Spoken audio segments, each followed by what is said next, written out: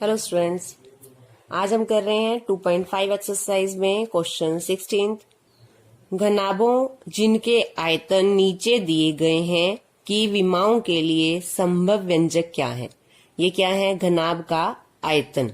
आयतन दिया हुआ है 3x² माइनस 12x और हमें विमाएं, घनाभ की विमाएं क्या होती हैं? घनाभ में एक लंबाई, एक चौड़ाई और एक ऊंचाई होती है। घनाभ क्या होता है? जैसे ये किताब है, बॉक्स है, इसकी एक लंबाई है, एक चौड़ाई और एक ऊंचाई। आयतन होता है घनाभ का लंबाई गुना चौड़ाई गुना ऊंचाई। घनाभ का आयतन है 3x² माइनस 12x। आयतन का फॉर्मूला लिखा हमने, लंबाई गुना चौड़ाई गुना ऊंचाई, ये दी हुई है। अब हमें इस बहुपद के 3 टुकड़े करने हैं या गुणनखंड करने हैं, जिसमें से एक लंबाई, एक चौड़ाई और एक ऊंचाई है। तो सबसे पहले हम यहाँ पे कॉमन ले लेते हैं। कॉमन देखेंगे, दोनों अंक 3 से भाग हो रहे हैं और हमारे पास दोनों में से x कॉमन आ रहा है। अब देखेंगे पहले पद में से क्या बचता है।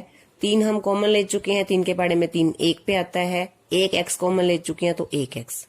3 के पाड़े में 12 4 पे आएगा, x हम कॉमन ले चुके हैं।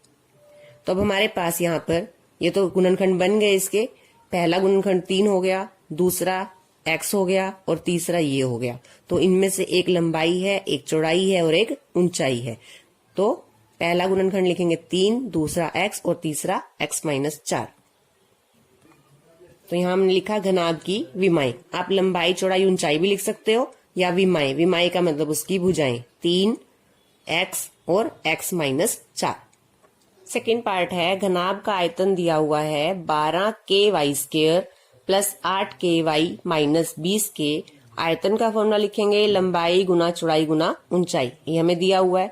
अब हमारे पास ये द्विघात बहुपद है। सबसे पहले हम देखते हैं अगर हमारे पास तीनों पदों में से कुछ कॉमन आता है तो 12, 8, 20 अंकों को देखेंगे। तीनों अंक 4 से भाग हो रहे हैं तो 4 हम कॉमन ले लेंगे और k तीनों पदों में है, k कॉमन ले लेंगे। यहाँ y है, यहाँ भी है, लेकिन तीसरे पद में y नहीं है तो आप y कॉमन नहीं ले सकते। अब देखेंगे पहले पद में से हमारे पास क्या बचता है। 4 का पहाड़ा पढ़ेंगे तो 3 पे 12 आता है, k हम कॉमन ले चुके हैं, y² आएगा, प्लस 4 के पहाड़े में 8 2 पे आता है, k कॉमन ले चुके हैं, y 4 के पहाड़े में 20 5 पे आएगा, k हम कॉमन ले चुके हैं तो k आप दोबारा नहीं लिखोगे। अब हमारे पास ये टुकड़ा बन गया एक तो 4k, लेकिन अभी ये गुणनखंड पूरा नहीं हुआ है, इसके अभी हमें आगे गुणनखंड करने हैं। ये एक अभी द्विघात बहुपद है, 3y² प्लस 2y माइनस 5। अब इसके हम टुकड़े कैसे करेंगे? सबसे पहले जो स्क्वायर वाला पद है और जो अचर पद है उनकी गुना करेंगे। 3 की गुना 5 से कितना आ गया हमारे पास? 15। 15 के टुकड़े बनाने हैं हमने, 15 के अभाज्य गुणनखंड बनाएंगे। 15 के अभाज्य गुणनखंड यही होते हैं 3 और 5। अब हम देखेंगे हमें दूसरा ये बीच वाला पद चाहिए 2। 3 और 5 को यूज करके आप 2 कैसे निकाल सकते हो? 5 में से 3 घटा के आपके पास 2 आता है। आपको प्लस का 2 चाहिए तो बड़ी रकम प्लस की, छोटी रकम माइनस की, क्योंकि जो बड़ी रकम का निशान होता है आंसर उसी निशान का आता है। y चाहिए तो दोनों के साथ y लगा देंगे तो हमारे पास यहाँ से 2y आ जाएगा। तो हम बीच वाले पद को चेंज करके क्या लिखेंगे? 5y minus 3y। 4 के ब्रैकेट के बाहर, ब्रैकेट में हम बीच वाले पद को तोड़ेंगे। पहला पद ऐसे ही, दूसरे पद की जगह लिखेंगे 5y माइनस 3y और तीसरा पद ऐसे ही।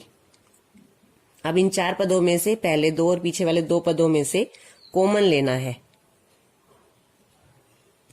3y और 5y। अब 3 और 5 दोनों किसी एक पहाड़े पे भाग नहीं होते, y दोनों में है तो हम y कॉमन ले लेंगे।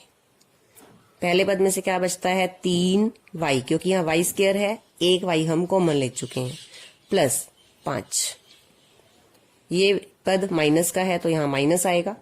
3 और 5 दोनों एक ही पहाड़े पर भाग नहीं होते, इसमें y है, दूसरे पद में y नहीं है तो y भी कॉमन नहीं आता, यानी यहाँ कुछ कॉमन नहीं आ रहा तो हम ब्रैकेट के बाहर 1 लिखेंगे। यहाँ हम 1 लिख लेंगे। अब क्या बचेगा हमारे पास? 3y। अब क्योंकि माइनस बाहर है तो इसका निशान चेंज रहेगा, प्लस 5। कुछ भी कॉमन ले लिया था तो पीछे वाले दोनों पद ऐसे ही आ जाएंगे। अब हमने क्या लिखना है? एक बार जो दोनों ब्रैकेट में है वो लिखना है 3y प्लस 5 और दूसरी ब्रैकेट में लिखना है जो इनके बाहर लिखा हुआ है y माइनस 1। तो अब हम देखेंगे हमारे पास यहाँ पर 3 टुकड़े आ गए हैं। पहला टुकड़ा क्या है 4 के, दूसरा टुकड़ा 3y+5, तीसरा टुकड़ा y-1। तो इनमें से एक लंबाई हो सकती है, दूसरी चौड़ाई और तीसरी ऊंचाई। तो यहाँ लिखोगे घनाभ की विमाएं 4 के, 3y+5, y-1।